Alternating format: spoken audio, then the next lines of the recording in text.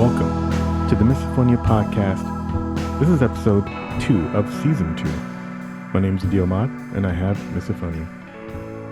We have a particularly epic episode this week. Clocking in about an hour, I talked to Claire, a visual artist based in Northern California. There's a lot of super insightful stuff in my conversation with Claire, particularly on the psychology of dealing with miso. We talk about how she separates herself from her miso in order to build a relationship with it as part of her healing process so she can communicate with it. Super fascinating.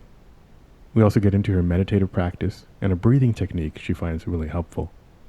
And there's a bunch of good stories in here you don't want to miss. I kind of let Claire run the conversation, as I try to do with everyone, but I do just want to point out there are a few examples of strong language, so this is not quite safe for work or small kids. We also briefly describe a couple of her triggers, without making the sounds, of course, but just wanted to warn you there. And finally, there's a reference to thoughts of suicide in discussing her past. It's just briefly in one sentence, but I wanted to point that out too, since you never know the state of each one of your listeners. If you're at a particularly low point, please turn this off and talk to someone or call the Suicide Prevention Hotline, 1-800-273-8255. All right now, set aside the next hour for this conversation with Claire. I'll just jump into it. I want to say, Claire, welcome to the podcast. Excellent, Adil. Thank you so much for having me. I couldn't be more excited to talk about this. I can't believe that we're finally getting a platform to talk about it. Thank you so much for starting this, and I know it's going to help a lot of people. I think it already has, so thank you. Thank you. You're welcome. And this just came up because people wanted to talk about it, so I just felt like turning the microphone on. And you are, and we'll get into kind of what you actually. Yeah, why don't we talk about like where you are and then what you do, because it's interesting. You're also a misophonia advocate as well, so I'd like to hear about that. Yeah, my advocacy around it is a little bit. It's not quite on the level of yours, and I'll talk about that a little bit in a moment. But yeah, I live in Northern California right now. I'm located in Grass Valley. It's this beautiful little artsy mountain town. And I came here, I'm not from here originally. I came here because of a mental breakdown that was related to misophonia. So I'm originally from the Pacific Northwest, so Washington, Oregon. But before I came to California, I was in Louisville, Kentucky for a short while, about a year and a half, and had some really hard things happen to me there. And I had just been diagnosed with miso right before I moved there. So I was about 25 when I was diagnosed and moved there, and didn't have any resources there around it. And my partner was not the best. So it was really challenging. And my mom and her husband came to visit me maybe a year and a half after I'd been there. And my mom looked at me and she was like, "You're not okay. Like, you have bags under your eyes. You've lost 40 pounds. Like, are you okay?" And I was like, "I don't think I'm okay." And it was just, I was facing triggering situations in my home life, and I was unable to talk to my partner about it. I was facing them at my work life and had no rights there around this. And I tried quite hard. Yeah, when I was in Kentucky, I worked for a very well-known grocery market that I don't know if I want to really say their name now, but I don't want to get sued. However, it was really disappointing because I spoke to my boss about it, and he was like, "This isn't covered under the Americans with Disabilities Act, so there's literally nothing I can do for you, and I don't have time to deal with this. Get out of my office." So it was so bad that I would be at the register checking people out and would just be in tears because I was triggered. And so when my mom came to visit, she was like, "Oh no, you're not okay." And so I had to completely leave my life there behind and move here and live with her and her husband for about a year and undergo some really intensive therapy. I'm curious, I haven't listened to all of your interviews. Has anyone spoken about doing hypnotherapy? Not too many. I'm trying to think back now. I don't mean to put you on the spot. It's just an interesting way to combat this. No, I don't think anyone has gone through it. Have you gone through that? I did, yeah. Oh, So I'd like to hear part about of, that. Yeah. oh, it was so interesting. So and there were pros and cons, I'll be honest. Like the people that were helping me, I don't think I mean, no one fully understands what misophonia is. So they did their best, but they kept trying to regress me to like an instance or an event or like some traumatic thing that had happened in my past that caused this to happen. And we just couldn't find anything. And I would tell them after every regression, like, this has been with me forever. I don't think that this is because of something that happened, at least in my case. Perhaps that's the case in other people. Maybe they have a predisposition genetically and then they do have environmental triggers that cause it. But I just felt like has been part of me since I came out of the womb. So they tried really hard to find that. But ultimately, what we ended up doing is we just focused on relaxation, because my central nervous system, and I think most people with miso understand this, our central nervous systems are so hyperactive all the time. Right. Like our satellites are turned on like full, like all the way to 11 all the goddamn time. So, yeah, ultimately they were like, we can't figure out how else to help you. All we can do is try to help your central nervous system regulate and try to find a more normal homeostasis. So that was really my experience with them. Mm-hmm. And I'm trying to remember the name of their group, but they're located in the UK, I believe right outside of London. So I know that there's been more misophonia research that's been done actually in the UK. That's been done more has been done there than in the US, which I find really interesting. But Yeah, Dr. Kumar, I think, is based there. And yeah, there's been some yeah, interesting outcomes coming from there. Yeah. I would really, really like to meet him. My goodness. Yeah. Yeah, I think he a couple conventions, a couple of miso conventions ago, I know he spoke virtually Oh, cool. from London. I think it was two, and you could probably find those that video online. But I think he's probably got more recent research, or he's working on stuff now. But Oh, nice. Yeah, I will definitely see if I can find that video. yeah, Thank you very much. Yeah. So yeah, the hypnotherapy, it helped in other ways. It helped with more grounding things. I didn't feel quite as lofty or in the air, so it helped with that. But really, when I moved here, it took me a few months to find my groove. Because it was so bad, like the misophonia was so bad in Louisville that like I was considering what I think a lot of people with miso have considered the end of it all. And that's so sad and so unnecessary. And so when I moved here and started the hypnotherapy, that was one angle, but also like I found another just regular therapist to talk to once a week, and I still see her. It's been almost 4 years that I've been seeing this one therapist here in town, and she's been incredibly helpful with it. She wasn't incredibly familiar with misophonia, but she did some research on it, which I really appreciated. There's so many professionals that I talk to, whether it's my physician at my doctor's office or, a pharmacist or whomever. No one knows about it, and no one really cares to find out about it. And so when my therapist, I'm just going to say her first name, Deanna, when she took the initiative to actually find out more about it to help me, it was one of the first moments where I felt like it was okay to ask for help around this. Yeah, it's always odd to hear when people just get the blank stare from any medical professional. It's like, stuff is changing, stuff's getting discovered. You should be kind of on the forefront of this. Yeah, but that's great that you're an open mind. Yeah, exactly. So, no, that's great that she did the research. Yeah, just very grateful about that. And so I think it kind of helped her figure out a way to help me. And ultimately, what we do in our work is we go in and at first we had to build a relationship with misophonia, because for so long I had hated it, resented it, wished it wasn't there. I think like a lot of people with miso, I wished I was deaf for most of my childhood because it was so hard and stressful all the time. So we decided to start talking to the misophonia part, and that gave me some room to kind of separate myself from that part of me, and to look at it, from the outside than from the inside a little bit, and to form that relationship and tell it that, no, I don't hate you. I know that you're actually this really old part of my lizard brain that's just trying to protect me, and you just don't know that you're doing it wrong, and that's okay.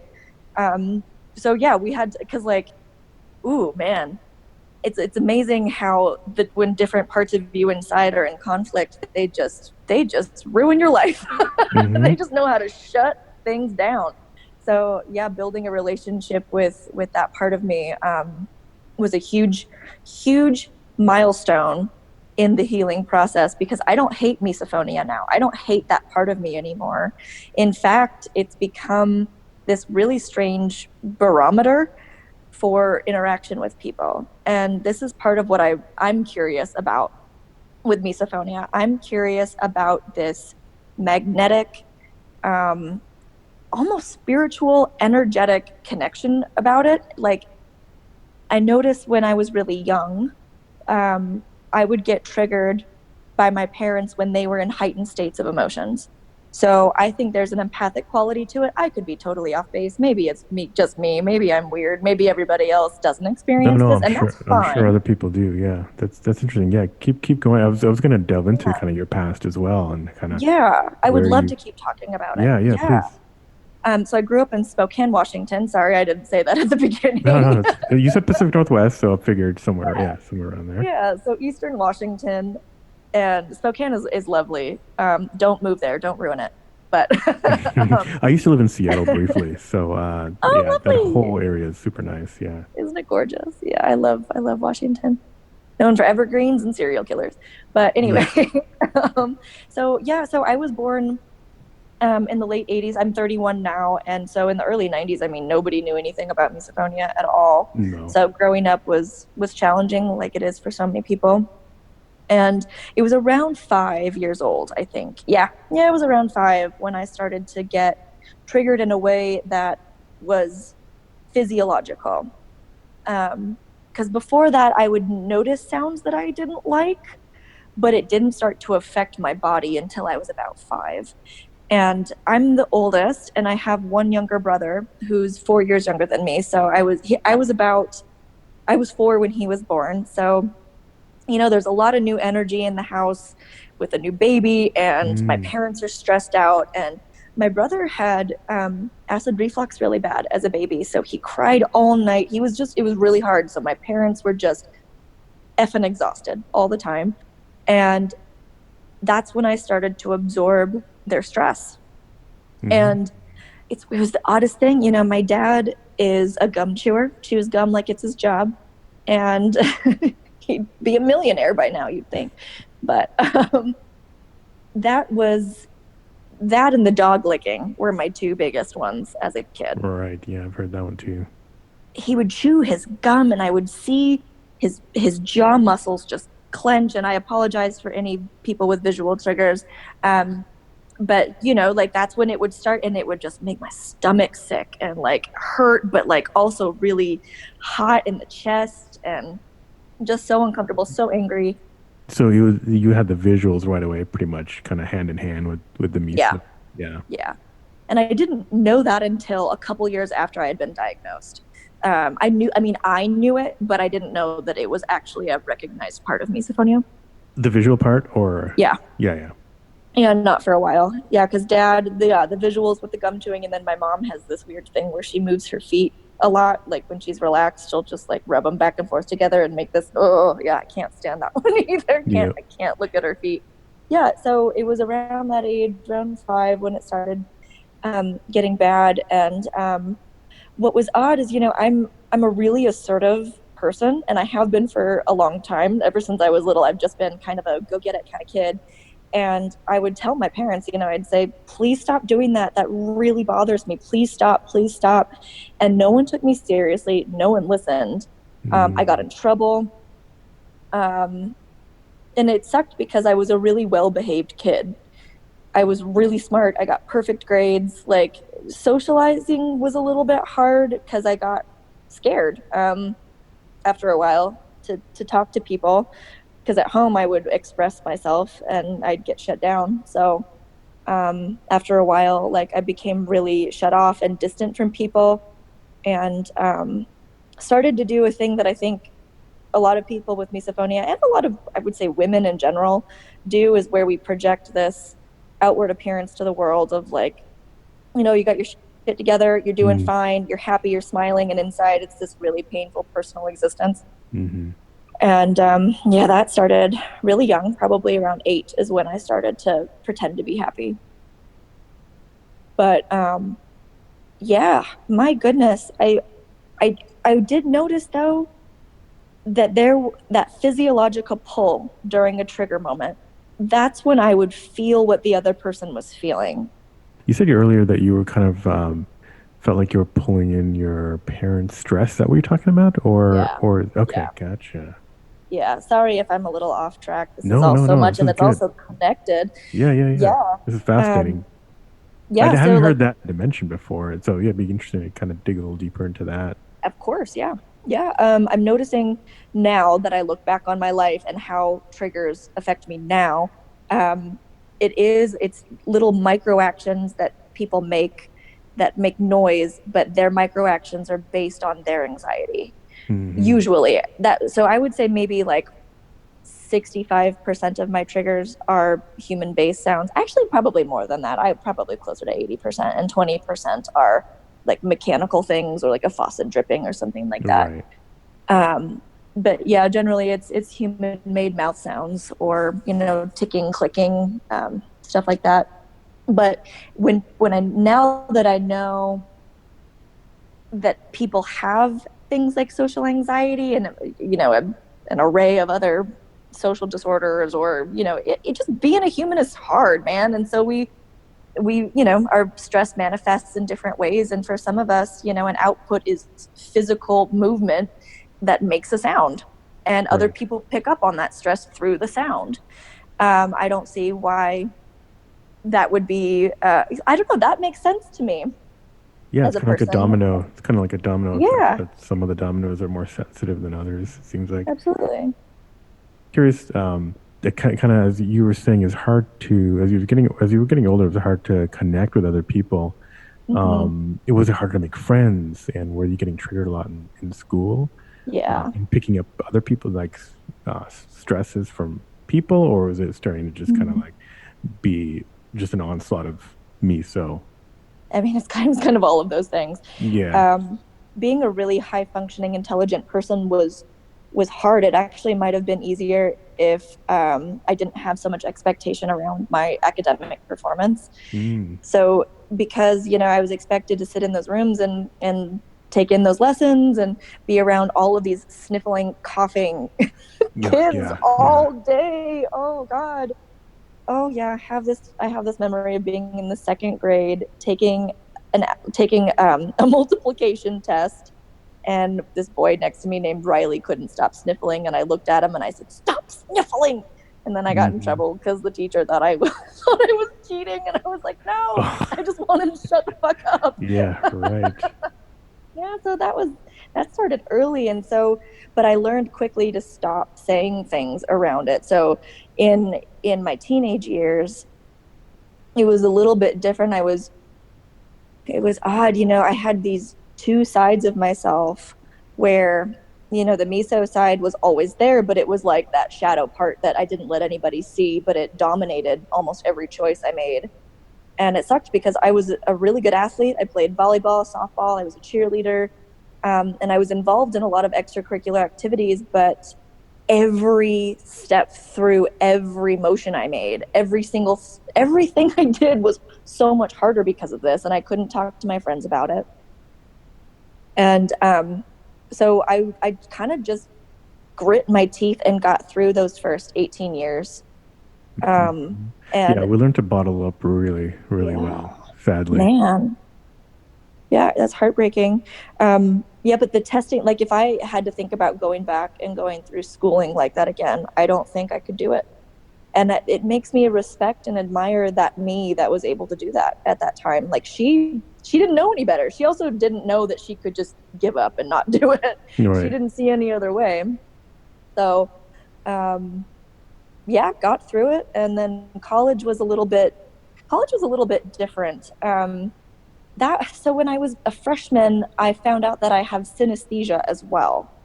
So, and that was like, Synesthesia, what is that again? I know I've heard it's that. very interesting. So Yeah. basically your sensory neurons are so like, there's an exponentially more amount of sensory neuron connections in your brain than the average brain. So for example, I see letters and numbers in color.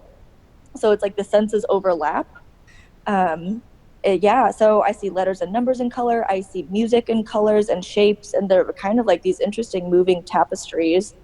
Yeah, so actually, we had another interview, John, from back in, yeah, like late last year. He also has, he was talking about, he's a musician as well. So he was talking about Interesting. seeing music in colors and just had a, but he didn't get his, and you can listen to the podcast episode, but he didn't actually get his misophonia until I think in his early 40s, like much later in life. Interesting. Also related to his wife having a child and having kind of issues with sounds and whatnot, and so it's some interesting parallels there. But anyways, I digress. No, that's so interesting. Yeah, moments of stress in our lives. I mean, if I don't know, man, it seems to me that if we're not able to communicate these needs, those times of stress are exponentially worse. Right. I notice now that when I have a beautiful community of friends and family now that I'm able to talk to about this really openly, like so openly now that like all I have to do is look at my best friend and be like, hey, can you stop? And she's like, oh my God, sorry. Yeah. And then like, we just move forward. There's no, I don't even get the physical sensations as much anymore around the people that I trust. Now, if it's people that I've had issues with in the past around this, like my father specifically, who for years and years and years and years and years, I had to try to convince that I wasn't crazy. I mean, our relationship is complicated, but the gaslighting for so long has caused, I don't think that part of my brain is going to be able to relax around him, around misophonia. I haven't, this is one of those things where actions speak louder than words. You can say you understand, but unless you fully listen and actually like realize how your actions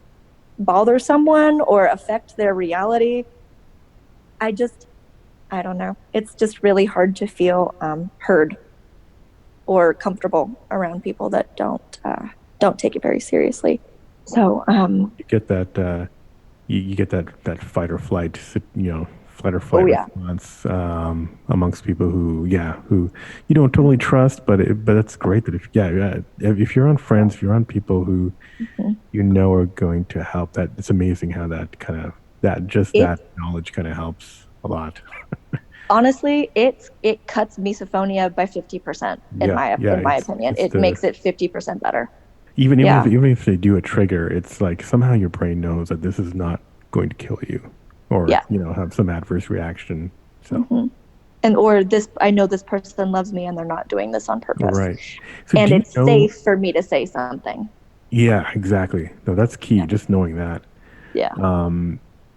So you have a great community around you. Are there any misophones in that group too, or is it just family who are? There are, which is so interesting. I have met more people here in this tiny tiny mountain town with misophonia than I have in Portland or Louisville or Spokane, all the different cities I've lived in. And maybe it's just because people here are they're pretty open. I'll admit this is kind of a hippy dippy community, but I love it because people know how to talk and they're not afraid of their feelings. And so I work at a cafe and I'm in the public eye. I have a really big personality and I'm always talking to people. So I don't have any problem talking about misophonia at work or, around people that are around me in my daily life. And so it's become quite a well-known fact that I have misophonia, and I talk to people about it all the time. People come up to me at the cafe all the time and they're like, oh my gosh, I have this thing. I heard you have it. Can we please talk about it? I've actually had that happen 3 times. I had that happen 3 times between Thanksgiving and the end of January. So amazing. Yeah, something's changing beautiful. Yeah. Something, and people like you, I think, are helping to do that. Just regular people who are willing to talk to Talking. people about miso. Yeah. And so how do you, so yeah, tell me, so when somebody asks you, about it, for the benefit of people out there, how do you explain it? Oh, that's a good question. I love that everybody explains it a little bit differently. Yeah. I explain it as a sensory neurological disorder that affects, the way that I process sound stimuli. And, my lizard brain, the really ancient part of my brain, sometimes makes me think that it's an emergency situation when it's not, when I hear a certain sound. And so when I ask people, to be mindful, if someone's chewing gum loudly around me and I just ask them to stop, I'll be like, I've got this thing and I don't expect you to understand, but it affects me in this way. And I'm just really curious if you'd be interested in maybe not chewing gum right now. I'd be happy to buy you a pack of gum later, but that would really make my existence more comfortable in this Mm-hmm. moment. Um, and I'm noticing that, like, if you bring it to them in a really kind and respectful way, people are much more open. Like, oh my God, yeah, I had no idea I was bothering you like that. I'm so sorry. Of course, I'll get rid of that. But then there are people that are like, what? What are you? You're insane. Yeah. No, fuck you. Get out of my face. Right. So it's all about, I think it's all about the way you approach it. But What when do you I say when you describe, get that negative reaction? I'm just curious because I'm sure oh yeah, a lot of people get that, and they're oh curious yeah. how. I'll give you an example of how I didn't handle it super well. Yeah, I'm sure everyone's been in that situation too. Yeah. And I think that this particular example is a good testament to how everybody's fighting their own fight. Um, Internally, I found a lump in my breast when I lived in Louisville on top of everything else, and so I had to go get it looked at. And I was at the doctor's office, and there was a man in the waiting room with me, and he was playing a game on his phone. That cell phones are really hard to, man, all those little noises that they Yeah. make, oh my God. So he was playing this game and it was making noise, and it was, God, I was so stressed out.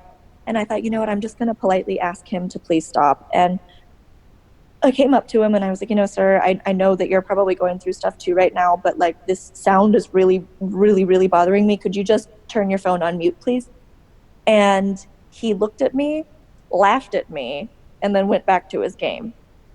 And I stood there in front of him and did a classic me thing where I folded my arms and I was like, are you fucking kidding me? Really? You can't be nice? You can't be nice? I just asked you so nicely.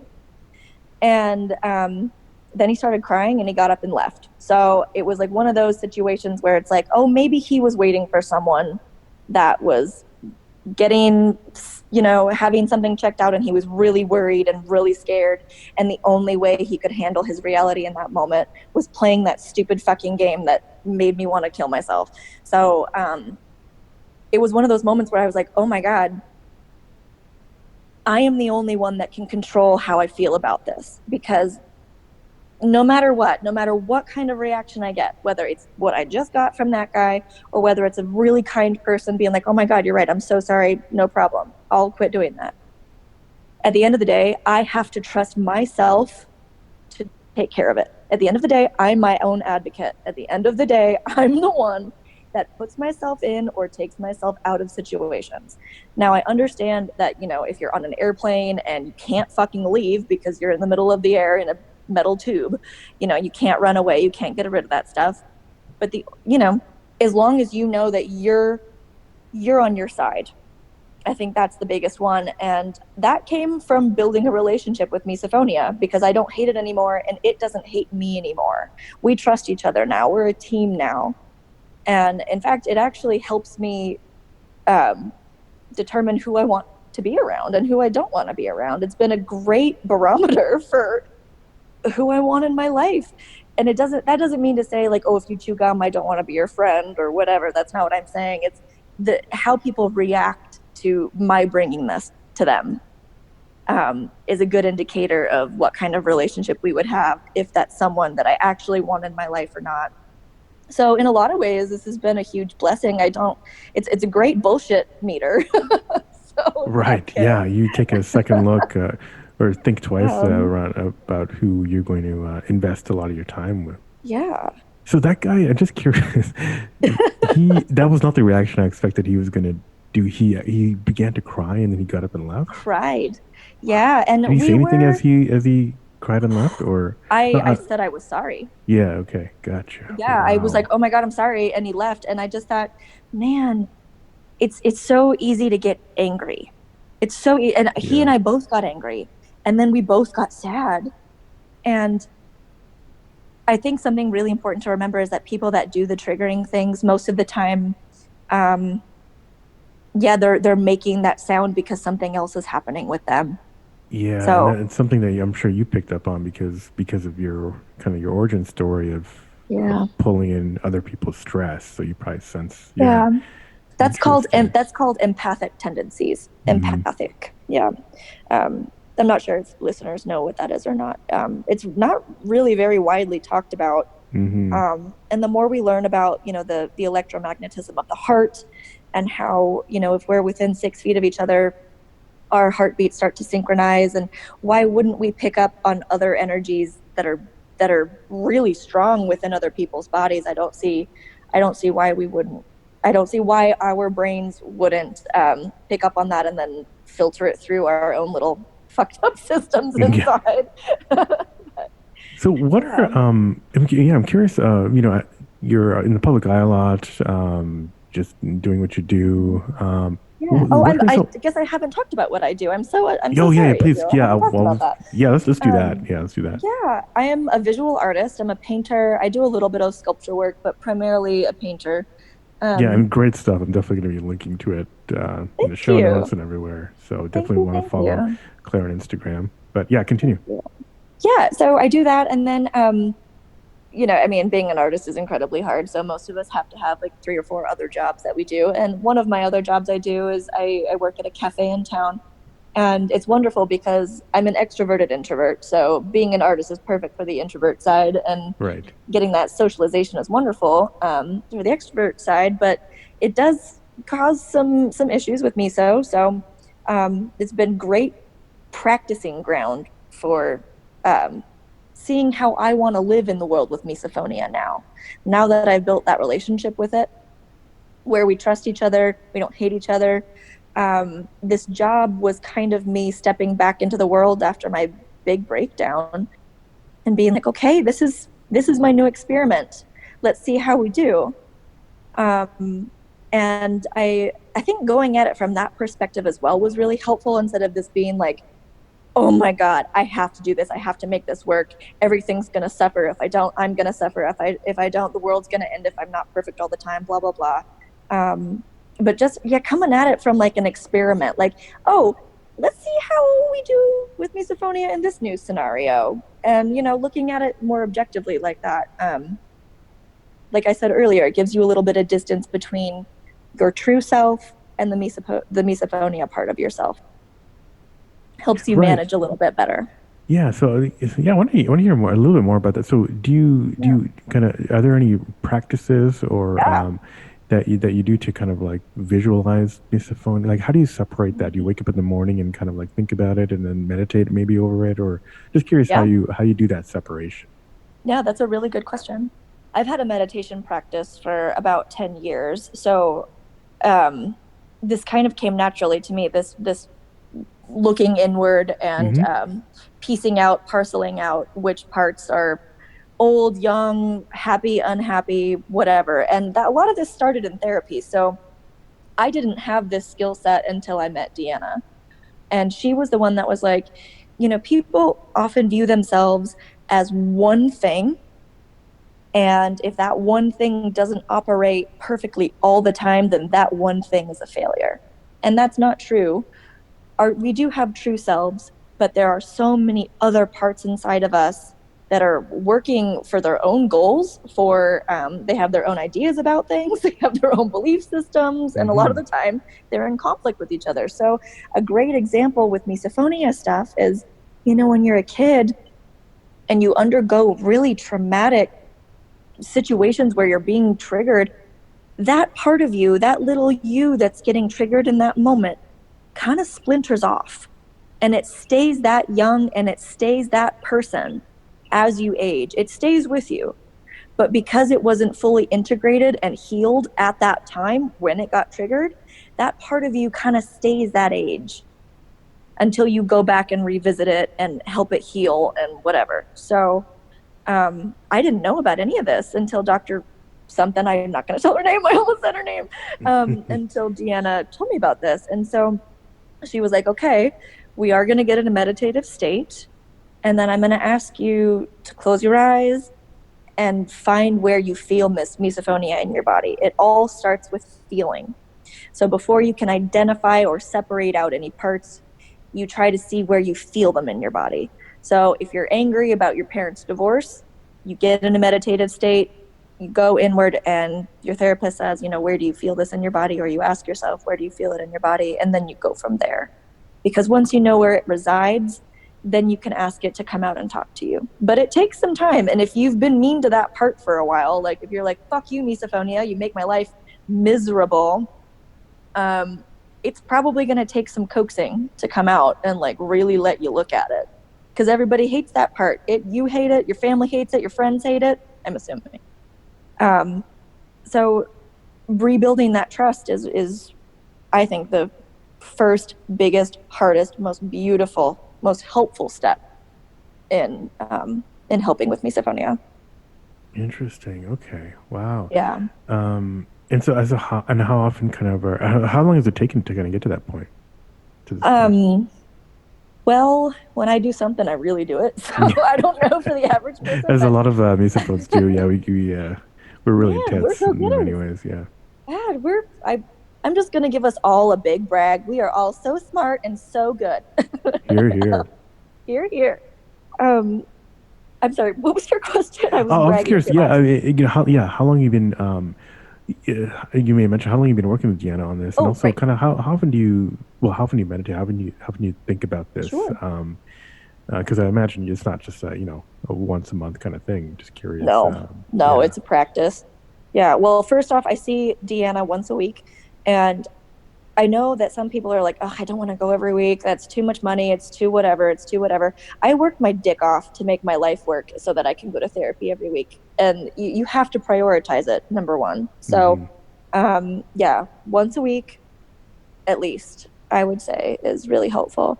But the other things, meditating, I like to meditate either in the morning when I wake up, or I really like to meditate at night before I go to sleep. Part of why I like being an artist as well is when it gets dark outside, your pineal gland in your brain starts to release melatonin and DMT actually as well, which is why a lot of artists and musicians work so well at night, because we get all these new imaginative, dreamy things flooding our brains. But that's when I really like to meditate, because that's when I'm able to see things symbolically a little bit better. So getting in that quiet meditative space, and it takes a while to really let your body relax into it. It takes, about 15-20 minutes of sitting there with breathing before your brain really starts to hit those yummy theta waves. And that was a huge part of my healing process with misophonia. That's where we would talk outside of therapy with Deanna. So we would talk with Deanna, and then I would come home and I would meditate.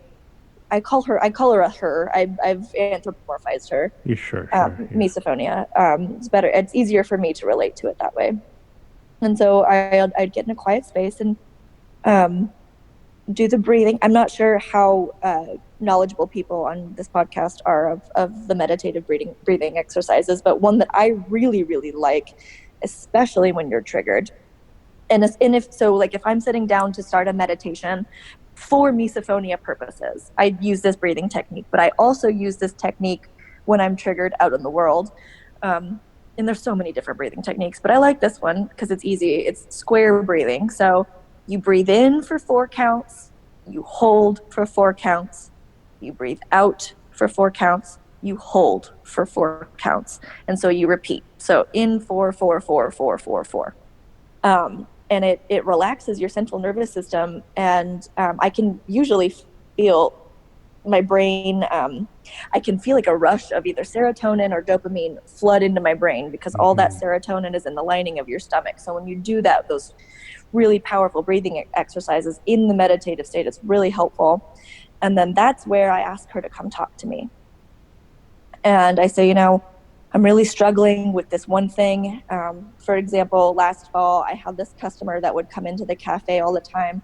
And I don't know if he had a tick or what it was, but he sniffled so much that I would have to leave sometimes I would just have to leave work and not get paid that day. And which is hard on my employer. It's hard on me. It makes me look bad. It's hard on my fellow coworkers. But I would go home and I would do this square breathing and get into that state and be like, okay, Misophonia, how do you want me to handle this right now? How am I supposed to handle this? Because he's bothering us and I don't know. I don't know. I need your assistance here. You're the one that knows the most about misophonia because you are misophonia. Tell me what I need to do. And I usually get answers, and they usually come in pictures. The beautiful thing about meditation is, it's all in like symbolic imagery, and it's different for everyone. Everyone interprets it differently. We all have our own internal vocabularies around it, those of us who do practice. And so when that was happening to me, all she said to me was, ask him to leave. That was it. Just ask him to leave. And part of me was like, oh my God, like that's terrible customer service and blah, blah, blah, blah, blah. And she was like, that is the only way that this is going to be okay, is if you ask him to leave. So he actually didn't come into the cafe after that, which was so crazy. So I didn't have to do it, but I was ready to do it. And I have to say something really quick here. My employers here in town treat me better than any employer ever has around misophonia.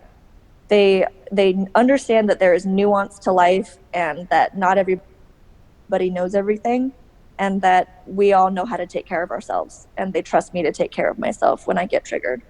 And I am forever That's grateful. Great. Yeah, sounds like you've seen. Just wanted to say that. Yeah, really no, fast. that's great. And it sounds like you've seen definitely both sides of that spectrum on the employer reaction side. So I'm glad you found a place. Working in an office, man, that's so hard. And how is it now? Is your cafe open with all the stuff going on, or? Yeah. No. Sadly, no. We're a craft roaster, so we're still roasting beans and selling them like that. But primarily, no, the cafe is closed. However, oh my gosh, I'm kind of a Jill of all trades. I do a little bit of everything, and I'm also a cook. So I have my own little food line. It's called Butterfly Provisions. You can find it on Instagram. We'll definitely link to that. Okay. Mm-hmm. Cool. Thanks. Yeah, but I've been doing like sandwiches for local delivery, but I make other pantry items like pickles and jams and things like that. So yeah, that's been really fun since the cafe's been closed. And it's been nice to go see people too. But I really hope everybody out there during the COVID thing with miso is hanging in there. This has got to be just so tough. I'm really lucky. I live alone. So I don't have to worry about being around abusers or people that make trigger sounds or anything like that. So I did want to kind of maybe see if you want to talk a little bit about how miso, how you've expressed miso in your art. Oh my gosh! Because there's some amazing pieces that I've seen go through your Instagram. So I just have to, I don't know if you want to talk about just kind of the background or just kind of maybe a couple pieces in particular, whatever you want to do. I'd love to hear a little bit about that. Sure, I'd love to talk about it. Also, it's just so nice to hear someone ask me to talk about misophonia in my artwork. I think you might be the first person that's ever asked me that. Everyone should be going on and looking at your works. But yeah, please, I'd love to hear more. Well, so when I first was diagnosed, I didn't know how to process it yet. And so what happened was I got really overwhelmed, and I was like, you know what I need to do? I just need to figure out a visual vocabulary that I can use to describe what I'm talking about. So like for like a year and a half, all I did was make symbols that mean things to me. It was kind of like my own little hieroglyphic system. And then after that, I would start to build these pieces around that language or around that vocabulary. And some of that has been left in the past, and my work has changed over time. But it was that initial, like, I don't know how to say this, so I have to make my own language to say it. Like, that was the starting point of being like, oh, I'm going to be able to find a way to talk about this. I didn't know yet, but I knew that I could if I worked hard enough. So now, it's abstract. Sometimes there are figures, human figures in the pieces, but they tend to be what I see in my meditations, honestly. Many times over the years, I've talked about my artwork as feeling like this marriage between a download from something bigger than me. And, well, I guess it's not a marriage. So it's this download from something bigger than me, but it goes through my lens of perception. So no matter what happens, that raw information is going to be tainted because of whatever spin I put on it. But I've been able to understand things about my spirituality through misophonia, and that's what I see in my meditation. So I see this like, it's very dreamy. There's a lot of clouds and like moving colors and shapes. And then misophonia for a long time was like these red hot balls of energy like around my ears. Like if I would do a painting of like a person, it would be like these big kind of abstract, hot, mean looking things around the head or around the ears. And a lot of it had to do, or it would be around the throat as well, because that would represent not being able to communicate properly around this. And then obviously around the head and the ears was just agitation from misophonia. But one of the things that comes up in my work a lot are snakes. I paint snakes a lot. And that's because it freaks a lot of people out. Some people really hate snakes and they don't like my work, which I understand. But they're pretty abstract, right. So they're not that scary. But snakes come to me in my meditations. So similar to how I use that area to talk to misophonia, I also use that area to commune with other more spiritual things, like many people do. And that's when snakes come to me, and they're my guardians. They tell me things. They give me advice, and sometimes they're just there, just so I know that they're there. They're kind of like my protectors. I usually have one on my right shoulder and one on my left shoulder, or around that. And they're never menacing. The serpent holds so many different cultural connotations around the world. But to me, it's like this limitless knowledge that they hold. They're not temporal creatures. I'm learning a lot about snakes through my art, but they hold they're wisdom bearers. And so when they come to me in my work, it's almost like they're just with me with misophonia. They're just like, hey, you're not alone going through this. So we're just going to be here while you're doing it, while you're experiencing this and trying to paint about it. And so that's really what my work was for a long time, was just giving the viewer a snapshot of what my life felt like in that moment. That's all it was. It's kind of like documentation for the most, like the misophonia stuff was mostly documentation. There wasn't a whole lot of, there wasn't a whole lot of imagination happening there. It was you look at it and it seems imaginary and whatever, but to me, it's a really like rudimentary documentation of what was going on. And part of this is synesthesia as well, because I'm able to visualize emotions and relationships and energies in a way that, I think we all interpret it differently, but like I see them. So that's what I'm documenting. I'm not really making stuff up. I'm painting what I see in my fucked up brain, I guess. Yeah, interesting. It's really striking, colorful, but really, really interesting stuff. Hopefully everybody checks it out. Yeah. There is one piece in particular that I would specifically ask people to look at. I don't know why I called it this, but I do know why. Sorry. It's called Pinky, and I'll post it on my feed, so it'll be up towards the top. I'll repost it. But I called it Pinky because misophonia has kind of felt like another appendage, another digit on my body that I am now able to utilize. But it was one that was there for a while, like when people have like an extra nipple or an extra finger or something like that, and you're like, oh, that's so weird. I wish that wasn't there. And now I'm learning how to utilize it. So that's the one I would want people to look at. Because I see there's a on your Shopify, I think it's a Shopify store, in your catalog there's like a Yeah. Misophonia Musings section, but I don't see Pinky there. I'm assuming there's probably more work that's not here. Oh yeah. Where is that painting in there? That one might be in a previous body Okay. or the next body Gotcha. of. Well, I think Yeah, people maybe should from be, the next year. thumbing Yeah. through all these. Each piece is just so colorful and bold. That's fascinating to look at. So, well, we'll find it, or if you could Thanks. post it on your Instagram, Cool. people Yeah, my website is Mhm. clairepupo.com. Pupo is not spelled like poop, it's Pupo. So CLAIREPUPO.com. And my Instagram is also just my name, Claire Pupo. We'll link to that. Oh, awesome.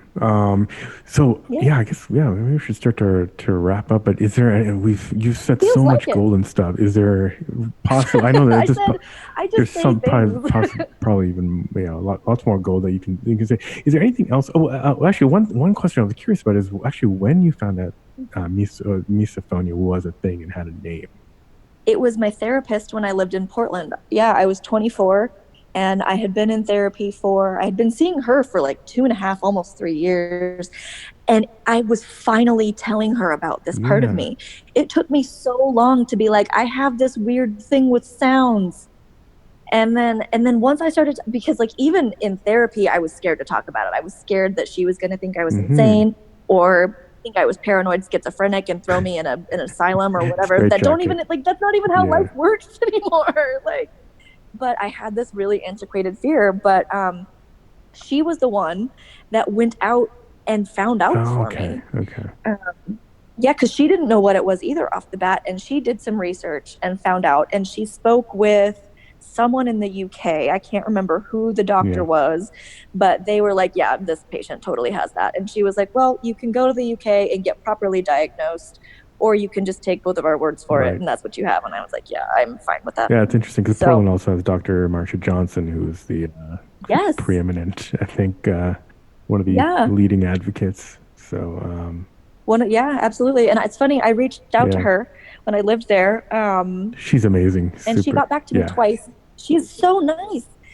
It didn't work out, us getting together for a meeting. It didn't work out, sadly. But yeah, badass lady. Oh, My absolutely. gosh. So thankful. Cool. Well, yeah. Any other kind of final parting words? And Yeah, I'm sure people are going to actually, get in touch with you on Instagram. But yeah, curious to see if there's anything I else you really wanna hope say. so. You guys, please talk to me.